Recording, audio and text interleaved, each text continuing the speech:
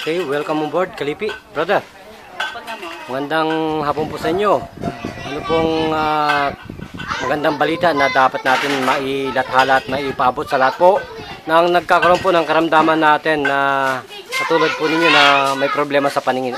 Ano raw po sabi ng doktor nito? Hindi na daw pwedeng lumiwanag yung paningin kasi wala daw gamot na pampalinaw. Ay ganun? Ibig sabihin po, hindi nila napag-aralan yung siyensya ni Jose Rizal.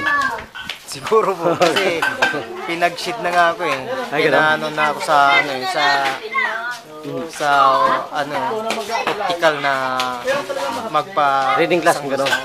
Hindi, yung na lang po talagang magsasalamin na daw kasi malamo na daw yung mata ko. So ibig sabihin po may salamin na kayo ngayon? Meron po. So sa nangyari po sa inyo, ilang pong minuto kayo nagkaroon po ng pagbabago at linaw ng mga mata na to? Lumiwanag po eh. Mga ilang minuto po? 10 minutes eh. Lumiwanag na po. Ay ganun? Unti-unti na po So bumalik yung yung dati. ano pong ibig sabihin ngayon ng siyensya ng medisina? Bulok sila, gano'n? Direct to the point po tayo sa media eh. Bulok sila, yun lang. Siguro po, yun po. Kasi yun yung sinabi sa akin na wala nang mapagpapalino sa mata eh. So ibig sabihin, naglinaw ngayon. Naglinaw po. Ilan pong porsyento out of 100 po? Siguro 100%. Ay ganun po, naubos na lahat ng labo, gano'n. Opo.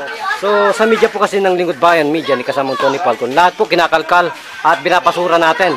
Ang lahat po ng tsorya, ng kapangitan ng lahat po ng klase ng tsorya ng medisina. Kahit po heart attack, 2 seconds lang sa amin. Ngayon, mamatay ka ng 1 oras na kayo tulog, tingnan ko lang. Kung magkalisensya ka pa. Tama ho ba yun? Opo. Ganun po ang samurai sa ninjutsu. Mga assassin. Siguro po, nanonood kayo ng mga assassin kung paano binibid out ang mga taong ito. Opo. Lagi mo.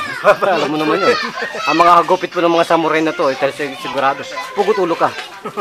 Ganun po ang suicidal na attempt ng medikong ito. Pag hindi po natin nirespeto ang judo, wag na po tayong tumira sa Japan. Dito na tayo manatili sa Pilipinas. Yung pinakaano nila eh. Kasi po doon, pugot ka. Kung anong ginawa mo, parang po to, mga kapatid natin sa Muslim. Kung magnakaw ka, putol kamay. Kung nanilip ka, tanggal mata. Ano po yan? So magpakilala Kalipi, ano pong tunay na pangalan po natin? Julie Bugarin. Ilan pong taon na kayong nalipin ng ganyang labo ng mata? Mga 4 na taon. Ilan taon na po kayo ngayon? 30 po. So ano po naman masasabi natin sa ating programa na nagbibigay tanglaw po sa mga lumalabong mata? Maganda po yung yung programa. Dapat po siguro ang medisina nandito lang sa kalsada lang. Para po kung may atake sa puso sa hypertension, tadyak at sipa lang, ganun.